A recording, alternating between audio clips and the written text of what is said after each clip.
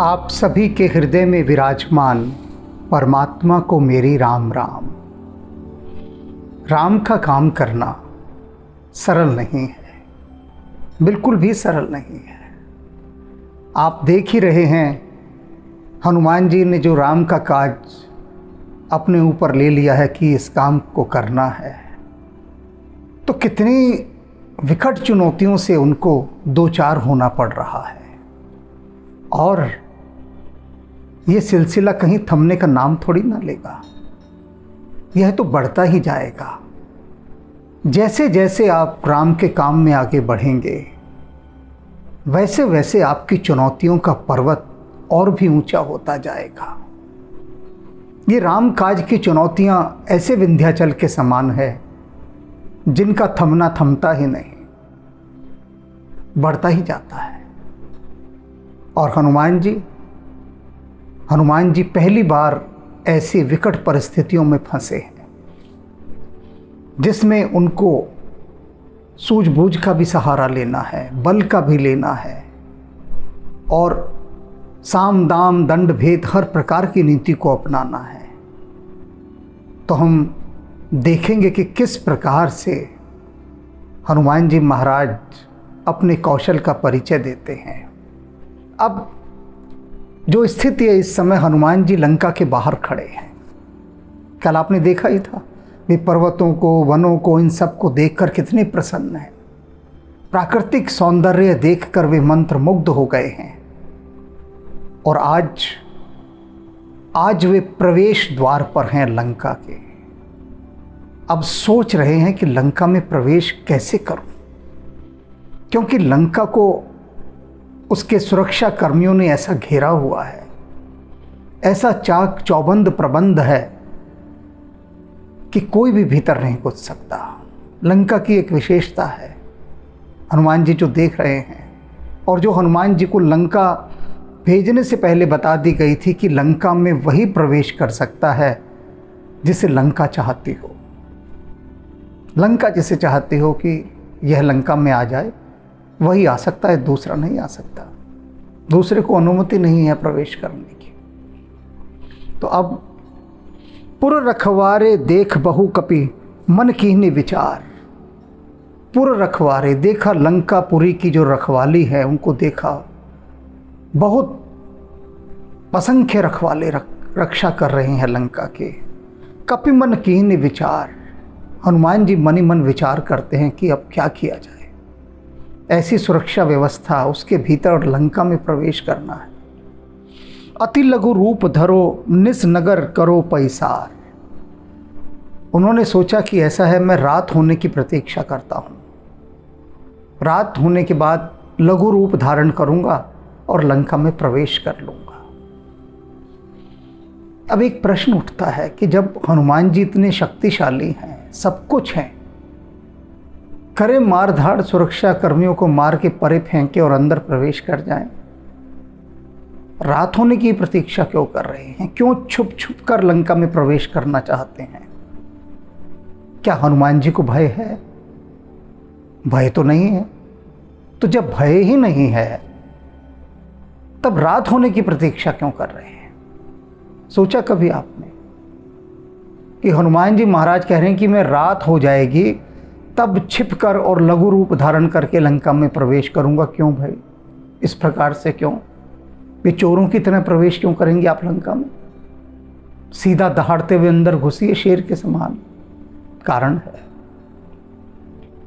हनुमान जी को लंका में प्रवेश करना अपना परम गोपनीय रखना है। किसी को कानों कान भी खबर नहीं होनी चाहिए कि कोई रामदूत लंका में प्रवेश कर रहा है और वह सीता जी की खोज करना चाहता है। परम गोपनीय।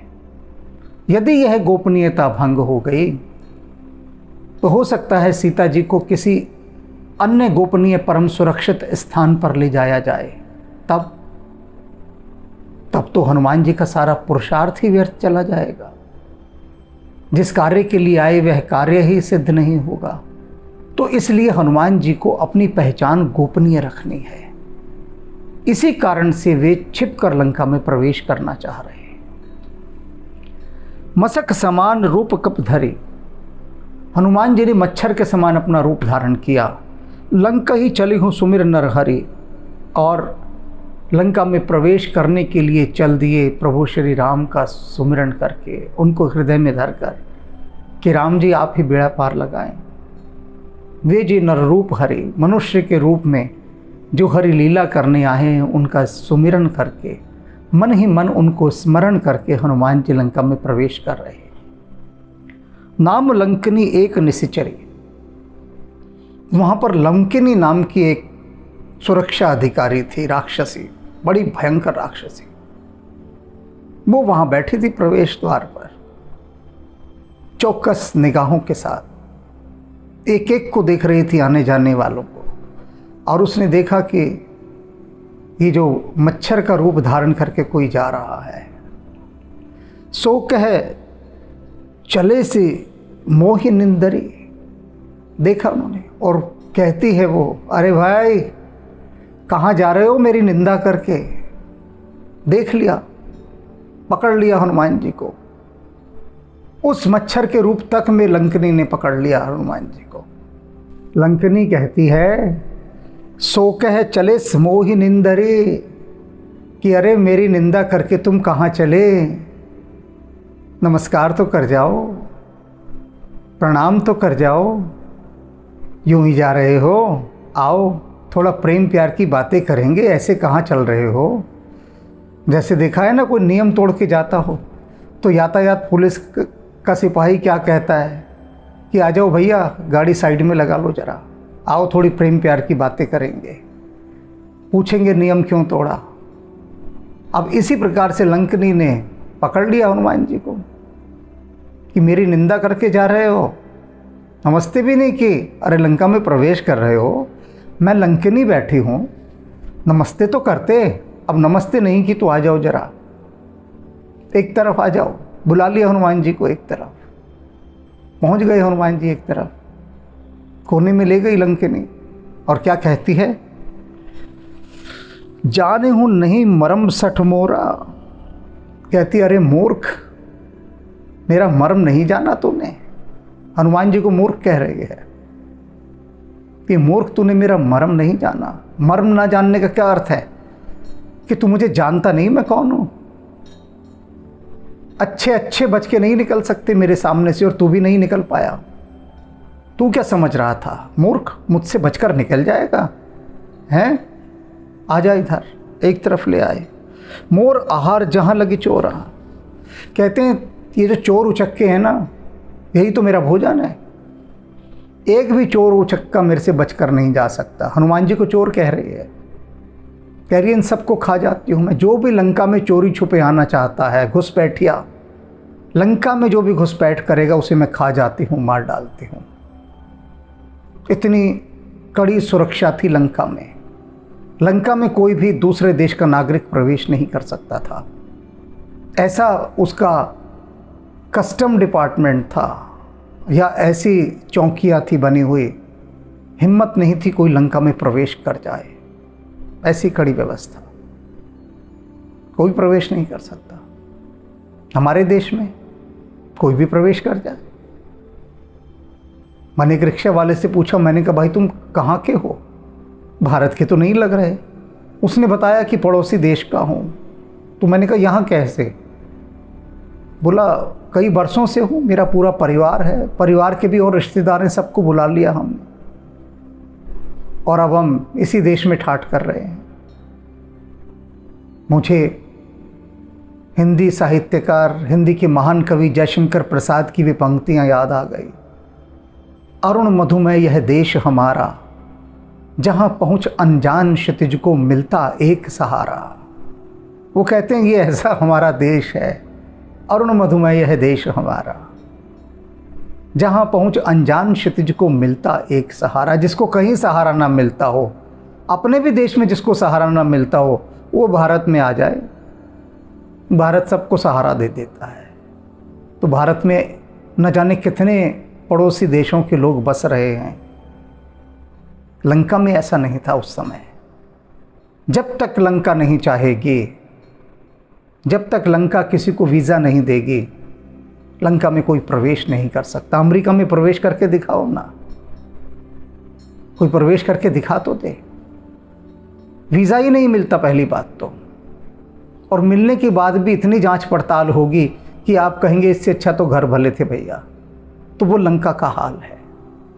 देख रहे हैं कितनी चौकसी है, कितना प्रबंध है कि हनुमान जी मच्छर का रूप अर्थात इतने गोपनीय ढंग से, मच्छर का रूप अर्थात इतने गोपनीय ढंग से प्रवेश कर रहे हैं लंका में, फिर भी धरे गए। पकड़ लिया लंकनी ने और कह रही है कि मूर्ख, तेरे जैसे चोरों को तो मैं खा जाती हूँ, मैं यहाँ बैठी इसीलिए हूँ, आ जा। आ गए हनुमान जी, क्या करें, पकड़े गए। अब तो एक तरफ ले गए और उनको कहने लगी अब मैं तुझे खाऊंगी। मुट्ठी का एक महाकप हनी, हनुमान जी ने उसके मुंह पर एक ऐसा घोंसा मारा, उस लंकने के ऐसा घोंसा मारा। उन्होंने कहा अगर ये यहाँ चीखेगी, चिल्लाएगी, शोर मचाएगी तो मेरा भेद खुल जाएगा, तो इसका तो हिसाब किताब करना ही होगा। और जमा के घोंसा मारा लंकने को।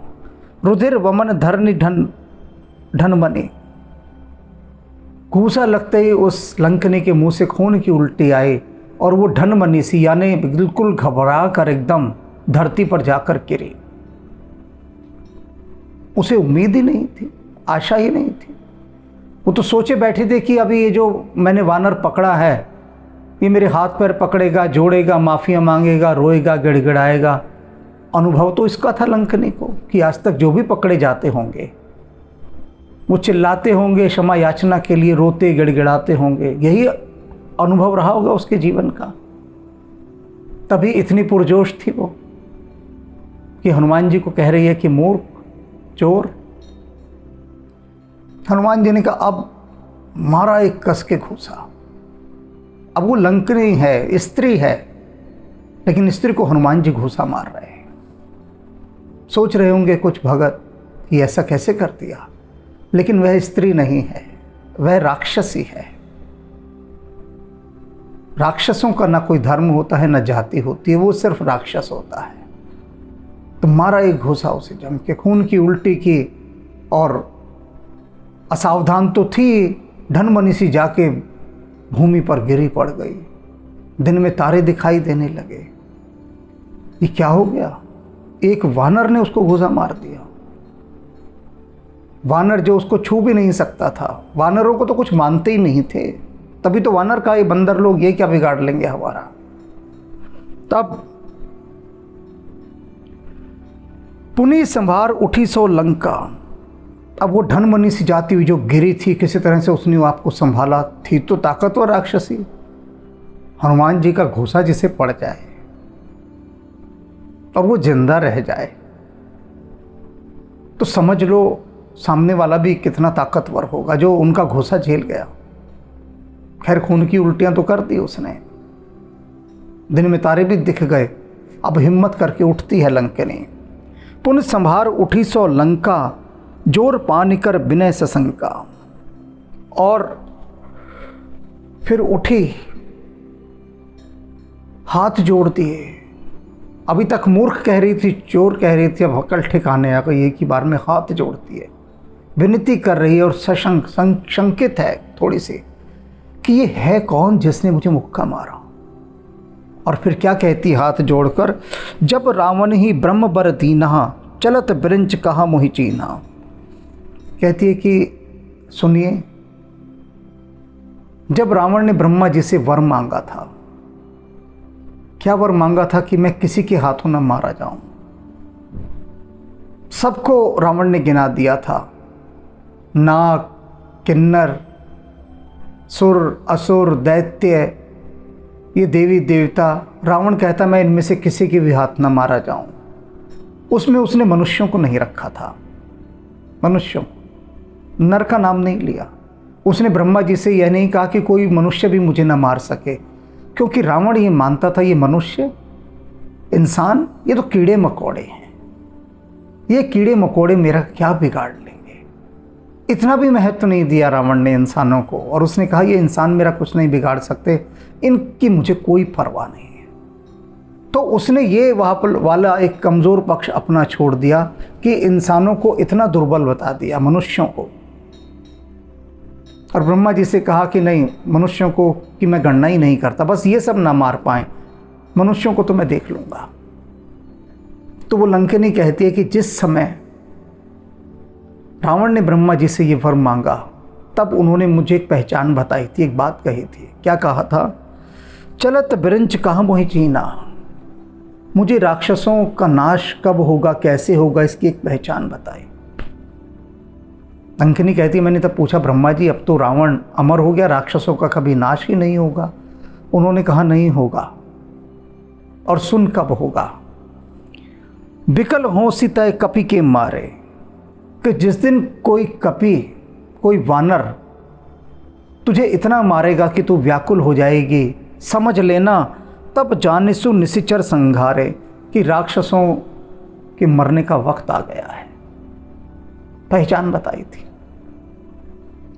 और मैं तब बहुत हंसी थी। लंकिनी कहती है ब्रह्मा जी की बात सुनकर कि कोई बंदर, और वो भी मुझे मारे, और न केवल मारे बल्कि आपके अनुसार मुझे व्याकुल कर दे मार मार के। ब्रह्मा जी ये कभी सत्य हो ही नहीं सकता, राक्षसों का कभी नाश नहीं होगा, क्योंकि ऐसा हो नहीं सकता। और उधर रावण ने क्या कहा कि मनुष्य, उनकी तो कीड़े मकोड़ों जैसी गिनती है, मनुष्य तो मुझे मार ही नहीं सकते। और इधर लंकिनी ने क्या कहा ब्रह्मा जी से कि कोई बंदर मुझे मारे और व्याकुल कर दे, नहीं हो सकता। तो शंकित थी वो कि बंदर मुझे कैसे मार सकता है, उसकी इतनी हिम्मत कैसे, मुझसे तो बड़े बड़े योद्धा कांपते हैं। ये बात हनुमान जी को वो हाथ जोड़कर बता रही है सारी बातें कि आपने मुझे व्याकुल कर दिया मारकर। इसका अर्थ है ब्रह्मा जी की वो बात सत्य हो गई और अब इस लंका में राक्षसों का नाश होने का समय आ गया है। तात मोर अति पुण्य बहुता। क्या बात है, एक मुक्का देखो क्या कमाल कर देता है। हनुमान जी के एक मुक्के ने अकल ठिकाने लगा दी लंकिनी की। अभी तक कह रही थी हनुमान जी को मूर्ख, चोर, अब क्या कह रही है? पुत्र। अब पुत्र कह रहे। तात मोर अति पुण्य बहुता, कहती है तात मेरे बड़े पुण्य हैं, मैं बड़ी पुण्यशालिनी हूं जो तुम्हारे दर्शन हुए। आहा, बड़ा पुण्य है मेरा, सब कुछ बदल गया ना भीतर का। इसे कहते हैं अकल ठिकाने आ जाना। ठिकाने आ गए। कहती बड़ी पुण्यशाली हूं मैं, देखो नयन राम कर दूता। मैं कितनी भाग्यशालिनी हूं कि देखो मैं राम दूत को देख रही हूं इस समय। हनुमान जी ने सारी बात बता दी कि देख ये हूं मैं, आप बता अब क्या करना है तुझे। तो हाथ जोड़े खड़ी है। कहती है मैं बता नहीं सकती मेरे कितने पुण्य हैं कि जो आपके दर्शन हुए, राम के दूत के दर्शन हुए। तात स्वर्ग अपवर्ग सुख दरिये तुला एक अंग। हनुमान जी को क्या कहती है कि पुत्र सुनो, तराजू ले लो, उस तराजू में स्वर्ग के एक पलड़े में सारे सुख रख दो जितने स्वर्ग के होते हैं। स्वर्ग के सुख कितने होते हैं सोच ही नहीं सकते, क्योंकि हम कितना सोच सकते हैं। अरे थोड़ा बहुत दाल रोटी घर की चल जाती है, बस इतना भरी तो कमा लेते हैं। उसमें हम स्वर्ग के सुख कहाँ स्वर्ग के सुख खोज लेंगे? कहाँ पर? कितने होते हैं स्वर्ग के सुख, कैसे खोज लेंगे? अभी मैंने कल ही बताया था ना कि ऐसे ऐसे लोग भी हैं इस धरती पर रहने वाले जिनके घरों के जो टॉयलेट हैं वो सोने के बने हैं, घर के नल सोने के बने हैं, दरवाजे खिड़कियों पर सोने मढ़े हुए हैं, उनकी कारें सोने की है। हम तो कार पर रंग करवाते हैं, जो रंग होते हैं बाजार में, वो सोने की कार बनवाते हैं। तो कहाँ तक सोच लेंगे हम? सोच ही नहीं सकते। तो लंकिनी कह रही है एक तराजू ले आओ, उसमें स्वर्ग के सारे सुख रख दो। ठीक है जी, रख दी। अब क्या करें? अब लंकिनी कहती है मोक्ष के भी सारे सुख रख दो। लो भैया, मोक्ष के भी रख दो। अब सोचो कितना भारी हो जाएगा वो पलड़ा। तो अब दूसरे पलड़े में भी तो कुछ रखो इनको तौलने के लिए। तात स्वर्ग अपवर्ग सुख दरिये तुला एक अंग।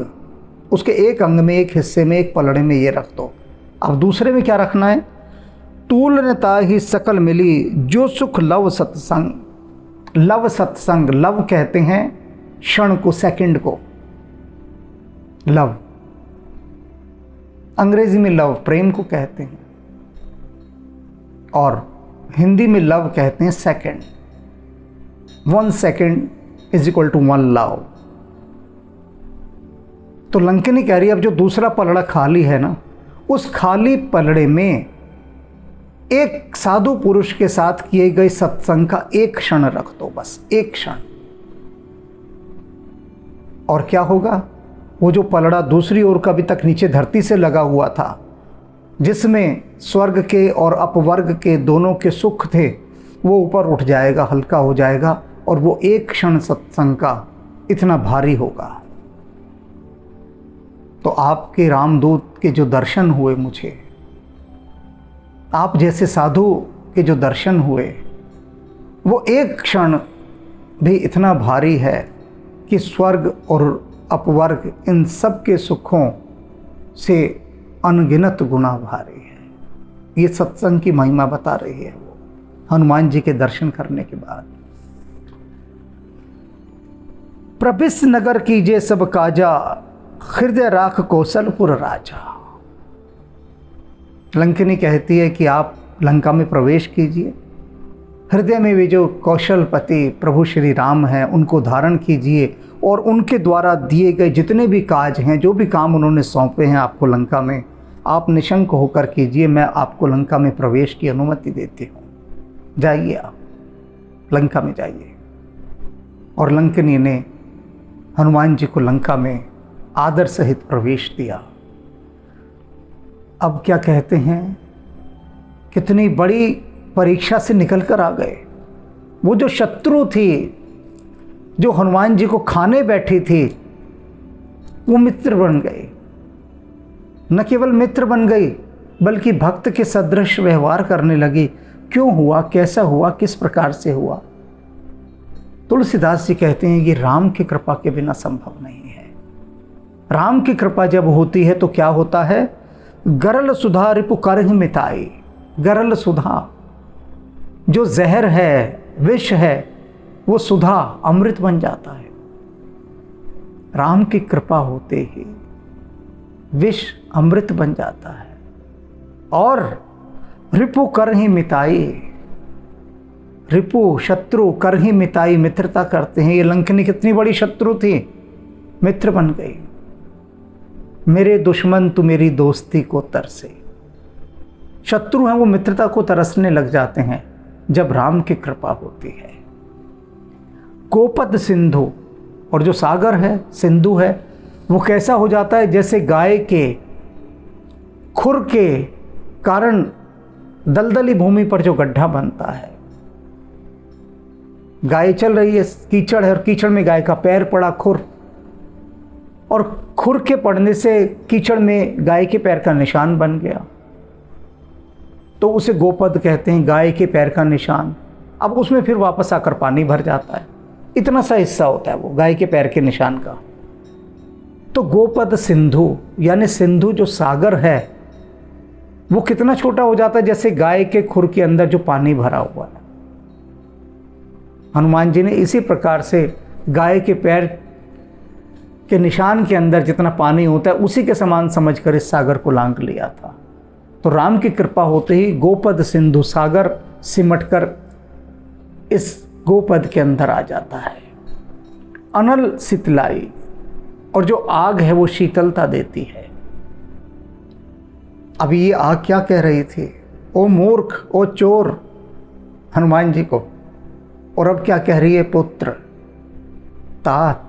और अब क्या कह रही है कि आपके सत्संग से मैं तो निहाल हो गई, ना मुझे स्वर्ग का सुख चाहिए, ना मोक्ष चाहिए, बस आपका ये क्षण भर का सत्संग। अनल शीतलाई, आग शीतल हो गई, ठंडी हो गई। गरुड़ सुमेर रेणु समता ही। काकभूषणी जी कह रहे हैं, गरुड़ जी ये तो कुछ भी नहीं, ये जो सुमेरु पर्वत है इतना बड़ा, ये भी एक धूल के कण के बराबर हो जाता है। राम की कृपा जब होती है तो बड़े बड़े पहाड़ भी धूल के कण जितने हो जाते हैं। राम कृपा करि चितवह जाई, और एक बार राम बस कृपा करके किसी की ओर देख लें, बस कृपा करके राम की दृष्टि एक बार पड़ जाए, फिर कोई बाधा रह ही नहीं जाती। सब खेल खिलौने हो जाते हैं, सारी बाधाएं। बस राम कृपा भर करके देख लें और कुछ नहीं, उनका देखना ही पर्याप्त है। करना वरना कुछ नहीं, करने की तो बात ही छोड़ दीजिए। देखना भर ही राम का, बस एक नज़र राम देख लें, एक दृष्टि, उनके देखते ही सब कुछ अनुकूल होने लगता है। प्रतिकूल जैसा कोई शब्द रह ही नहीं जाता। फिर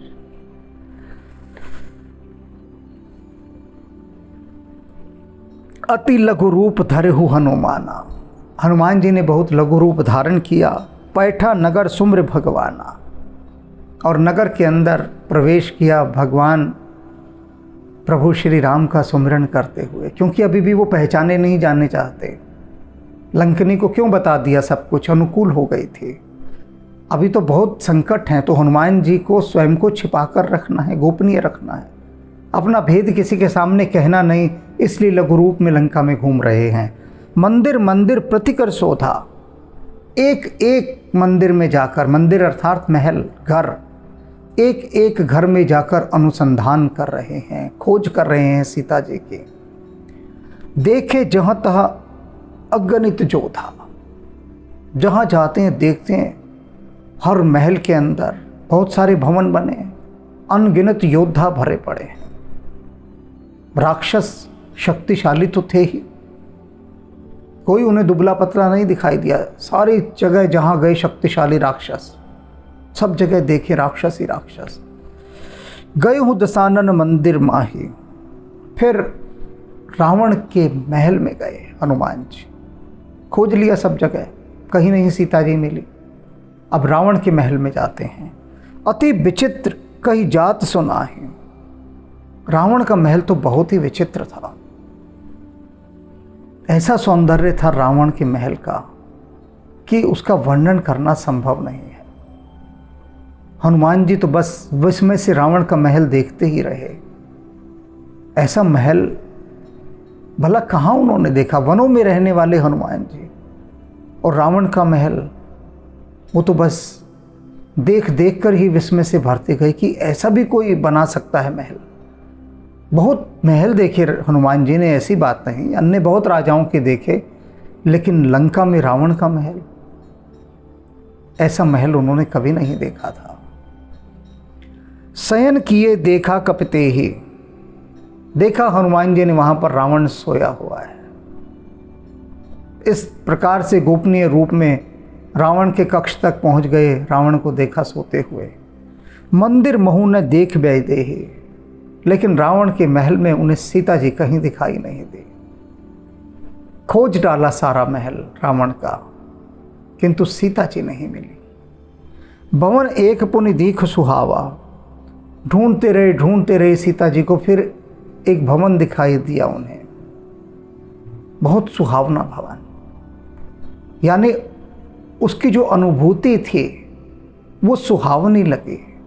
अभी तक किसी भवन की अनुभूति हनुमान जी को सुहावनी नहीं लगी। जहाँ गए सब विकृत, सब जगह शराब मांस ये सब चल रहा है, राक्षस भोग विलास में डूबे हुए हैं। तो सब जगह की जो अनुभूति थी बहुत विकृत अनुभूति, विभत्स दृश्य सब जगह के। हनुमान जी से देखे नहीं गए, पर विवशता है, देखने पड़ रहे थे, क्योंकि सीता जी को खोजना है। फिर एक भवन दिखा बड़ा सुहावना, यानी उसको देखकर ही शांति मिली हनुमान जी को। क्यों भाई, क्यों मिली? हरि मंदिर तहाँ भिन्न बनावा, वहाँ पर एक भगवान का मंदिर भी बना हुआ था। लंका में राक्षसों के यहाँ एक भवन और उसमें भगवान का मंदिर।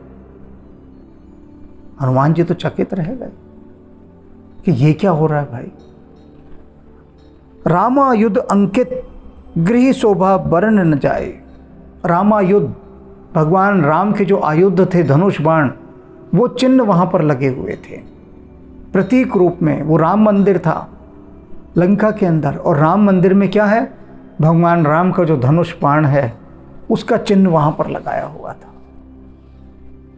हनुमान जी तो समझ ही नहीं पाए कि हो क्या रहा है लंका में और राम का मंदिर।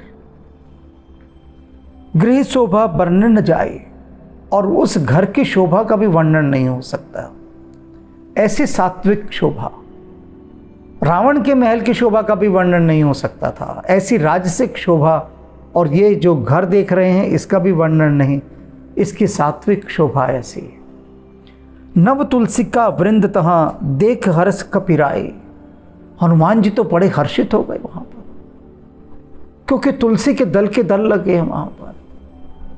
तुलसी वन है लंका में, तुलसी वन, उस घर में चारों ओर प्रभु राम का मंदिर। हनुमान जी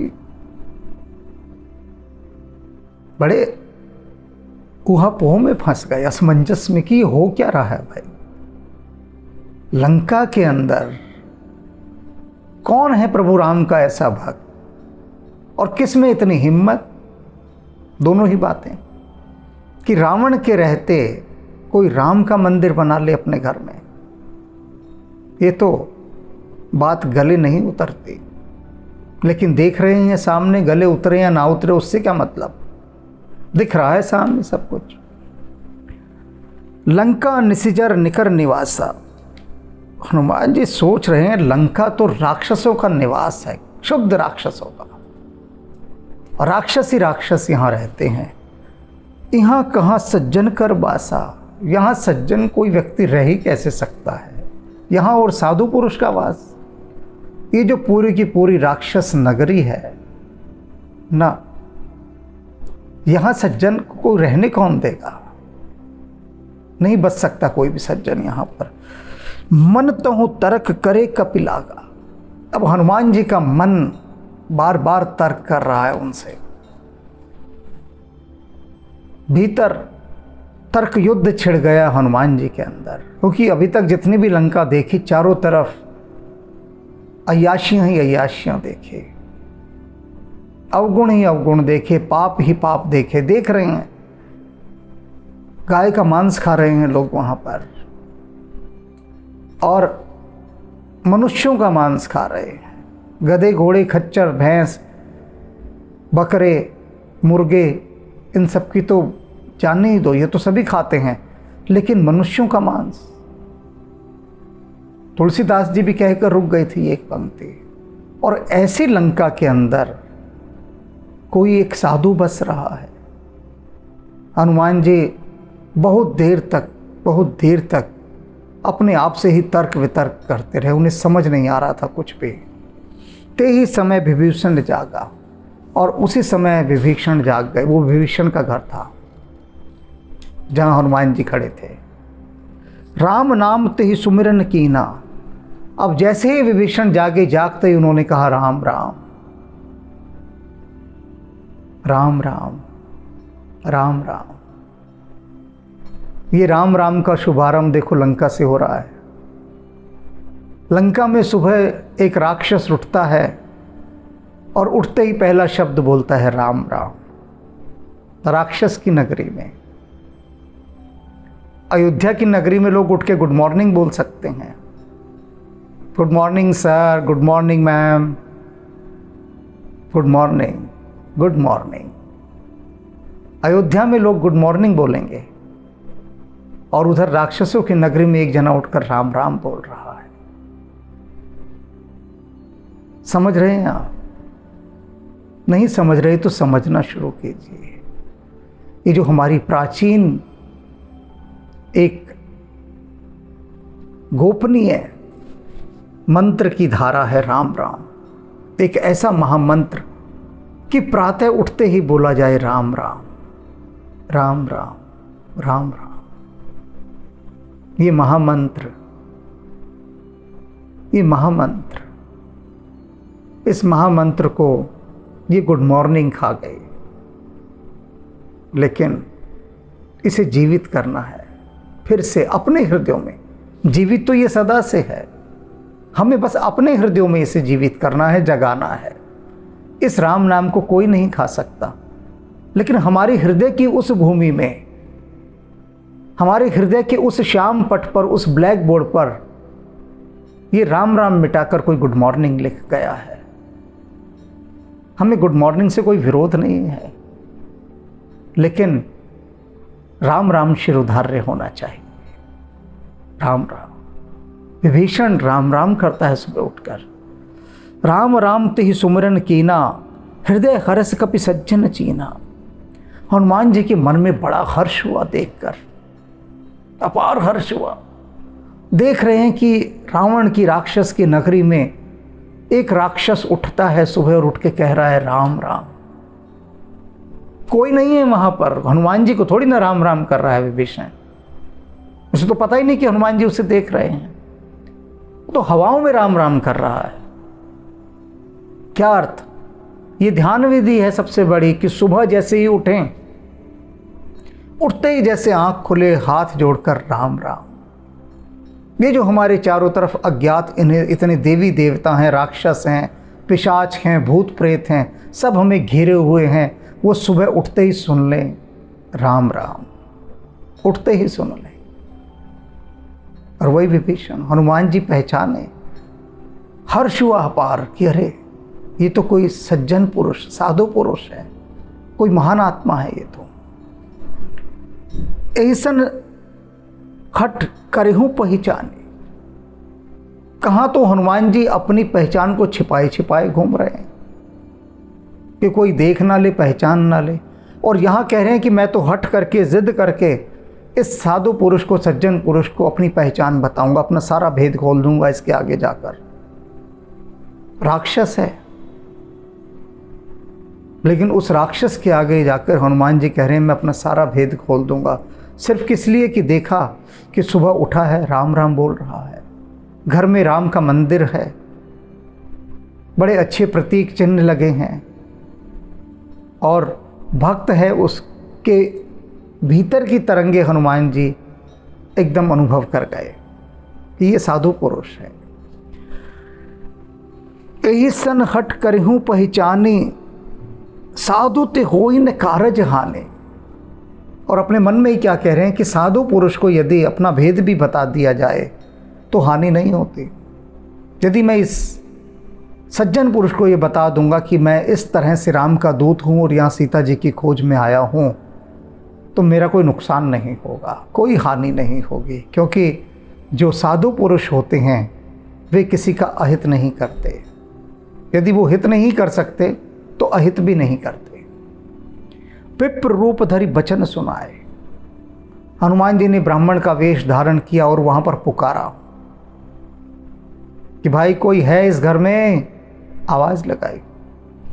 सुनत विभीषण उठतः आए। पुकार सुनकर विभीषण उठकर बाहर आए। देखा एक ब्राह्मण खड़ा, कर प्रणाम पूछे कुशलाए। अब देखिए, हाथ जोड़कर प्रणाम किया और कुशल क्षेम पूछा कि ब्राह्मण देव बताइए आप कौन हैं, कहाँ से आए हैं, क्या उद्देश्य है, मैं आपकी क्या सहायता कर सकता हूँ। सब बातचीत पूछी। विप्र कहूँ निज कथा बुझाई। अब ब्राह्मण के वेश में जो हनुमान जी हैं उन्होंने अपनी सारी कहानी बता दी कि मैं कौन हूँ, कहाँ से आया हूँ, लंका में किस लिए हूँ, क्या चाहता हूँ, सब बता दिया, सारा भेद अपना कह दिया। कि तुम हरिदासन मह कोई। अब विभीषण क्या कह रहे हैं? हनुमान जी को देखकर विभीषण कह रहे हैं कि क्या आप भगवान के कोई भक्त हैं? मोर हृदय प्रीति अति होई, क्योंकि आपको देखकर मेरे हृदय में बहुत प्रेम उमड़ रहा है, हर्ष और आनंद से मेरा हृदय लहलहा रहा है। ऐसे नहीं हो सकता, आप प्रभु के कोई विशेष भक्त हैं, तभी होगा ये ऐसा। ये जो तरंगे हलचल मचा रही हैं मेरे भीतर, ये जो मेरे भीतर एक संगीत उठने लगा है, ऐसे नहीं उठ सकता। ये निश्चित रूप से आप प्रभु के कोई अति प्रिय विशेष भक्त हैं कि तुम राम दीन अनुरागी, आई हूं मोहि करण बड़ भागी। कितनी बड़ी बात विभीषण ने कह दी है, कितनी बड़ी बात। कहते हैं ब्राह्मण, कहीं तुम दीनों पर प्रेम करने वाले, अनुग्रह करने वाले वही प्रभु श्री राम तो नहीं हो जो वेश बदल कर यहाँ पर आ गए हो और मुझ पर कृपा कर रहे हो, मुझे बड़भागी बना रहे हो, मुझे दर्शन दे रहे हो। बताओ क्या पहचान है, क्या पहचान। हनुमान जी को विभीषण कह रहे हैं कि बताओ दोनों में से आप कौन हैं, या तो भगवान के आप बहुत प्रिय भक्त हैं, विशेष हैं, या फिर स्वयं ही आप प्रभु श्री राम हैं जो कि वेश बदल कर आ गए हैं और मुझे बड़भागी बना रहे हैं दर्शन देकर। क्योंकि राम की सुगंध हनुमान जी में स्पष्ट अनुभव कर रहे हैं विभीषण। राम का जो प्रतिबिंब है हनुमान जी में स्पष्ट देख पा रहे हैं।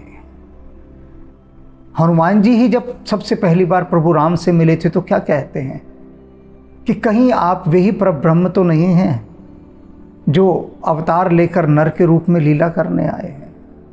और यहाँ विभीषण क्या कह रहा है कि कहीं आप स्वयं प्रभु राम ही तो नहीं है। और हनुमान जी के साथ साथ इस समय तो राम ही चल रहे हैं, राम ही चल रहे हैं, राम का ही सारा बल चल रहा है। इसलिए राम की सुगंध विभीषण पा गए हैं। तब हनुमंत कही सब राम कथा निज नाम।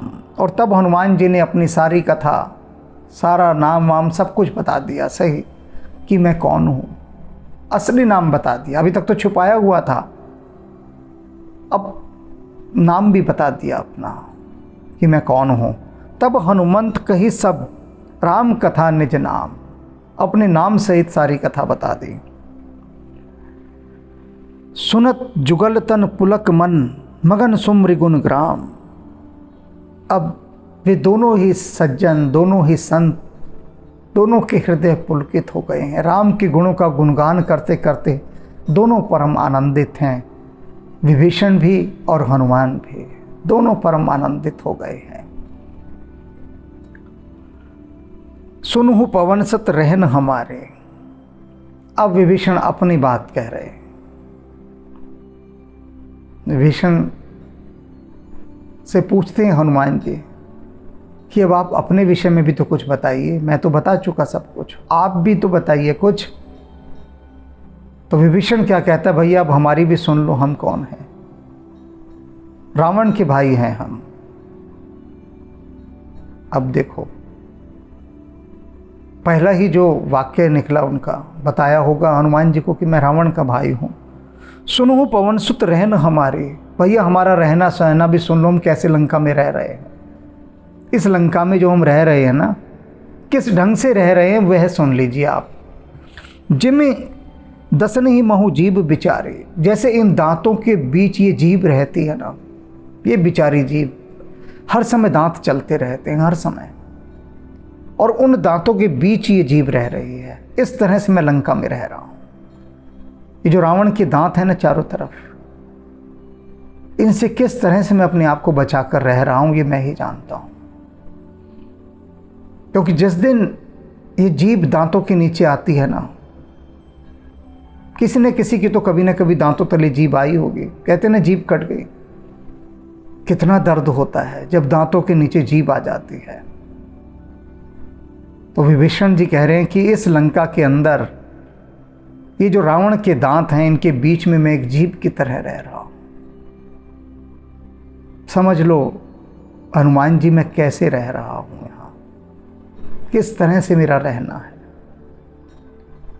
बहुत कठिनाई होती है सज्जनों को दुष्टों के बीच रहने में। अपनी रक्षा करने में ही उनकी सारी ऊर्जा नष्ट हो जाती है, सारा कौशल वहीं चला जाता है कि किस प्रकार से इन दुष्टों के बीच में स्वयं को बचाकर रखा जाए। जीव को देखो कितना पुरुषार्थ करना पड़ता है। सारे काम भी करने हैं जीव को, सारे काम, और उन कामों के बीच उन दांतों से अपनी रक्षा भी करनी है। सारे काम उन दांतों के ही करने हैं, और वही दांत उस जीव को काटने के लिए तैयार भी रहते हैं, काम भी ले रहे हैं और जीव को काटने के लिए भी तैयार हैं। जीव क्या हैं? सज्जन पुरुष, साधु पुरुष, जो भले लोग होते हैं, प्यारे लोग हैं, ईमानदार हैं। करप्ट सिस्टम उनको हमेशा खाने के लिए तैयार रहता है, उनसे काम भी खूब लेगा, दबा कर काम लेगा, और कोशिश करता है अत्याचार भी उन पर पूरा किया जाए। और उनके बीच कैसे पनपते हैं ये सज्जन लोग, कैसे सरवाइव करते हैं, वही विभीषण जी कह रहे हैं कि जैसे दांतों के बीच में जीव, विभीषण ने अपना सारा दर्द, सारी पीड़ा, सारा दुख एक वाक्य में कह दिया, एक वाक्य में।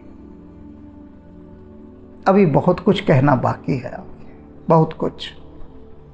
तो आज इतना ही जान लीजिए कि सज्जनों को कितनी मुश्किल से अपने आप को संभाल कर रखना होता है। उनके लिए खुद को सरवाइव करना कितना मुश्किल हो जाता है।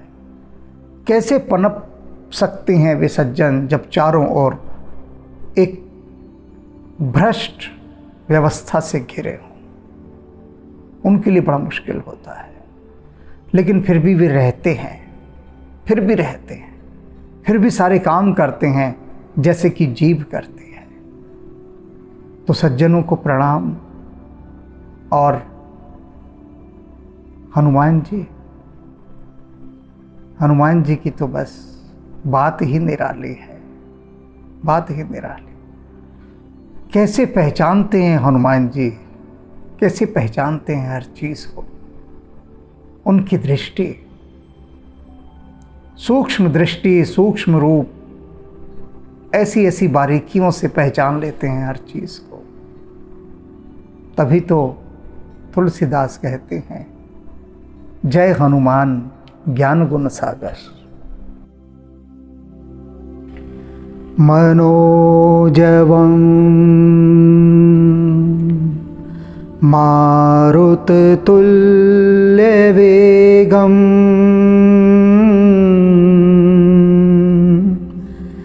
जितेन्द्रियं बुद्धिमतां वरिष्ठं वातात्मजं वानरयूथमुख्यं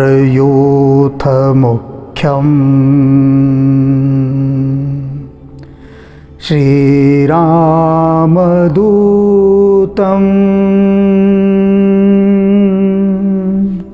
शरणं प्रपद्ये।